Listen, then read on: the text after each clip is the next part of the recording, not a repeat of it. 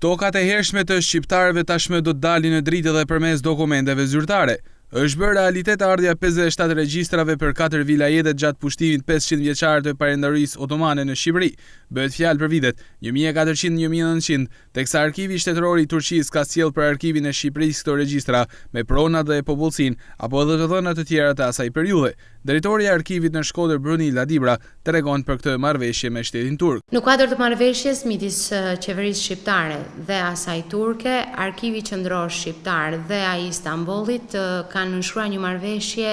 para 4 viteve, e cila është nënshkruar dhe rinovuar sërish para 2 viteve. Në kuadër të kësaj marrëveshje, Arkivat e Istanbullit kanë ofruar për shtetin shqiptar dhe konkretisht për sistemin e arkivave 57 regjistra për 4 vilajetet asaj kohe të periudhës të 1400-1900. Një prej 4 vilajeteve është edhe ai i Shkodrës, duke qenë një zonë tetë e rëndësishme për ato 5 shekuj të pushtimit otoman, ku gjenden të dhëna tetë të vlefshme dhe me një rëndësi të madhe. Në 4 vilajetet,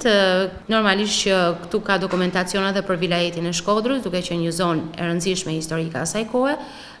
çka do të thotë që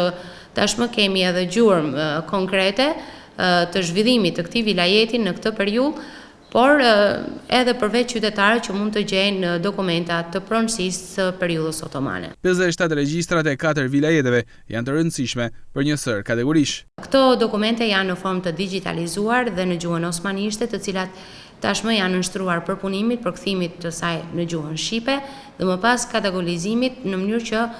të shfrytëzohen qoftë nga studiuesit, por edhe nga qytetarët shqiptar, konkretisht për dokumenta që mund kenë të natyrës së pronësisë, apo edhe të gjendjes civile për të ditur, sepse shumë familje duan të dinë edhe origjinën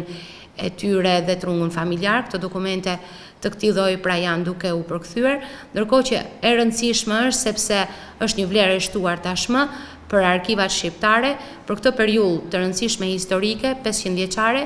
që shteti shqiptar ishte në sundimin e perandorisë otomane. Në rast se një shtetas shqiptar evidenton prona në emër të familjes përpara periudhës së mbretit zog, duke përfshirë edhe këto arkiva të Turqisë, ligjërisht nuk njihen nga gjykatat shqiptare, por e vetmja mundësi është gjykata ndërkombëtare e Strasburgut, e cila po detyron shtetin shqiptar që të paguajë miliona euro për pronat e qytetarëve të vet.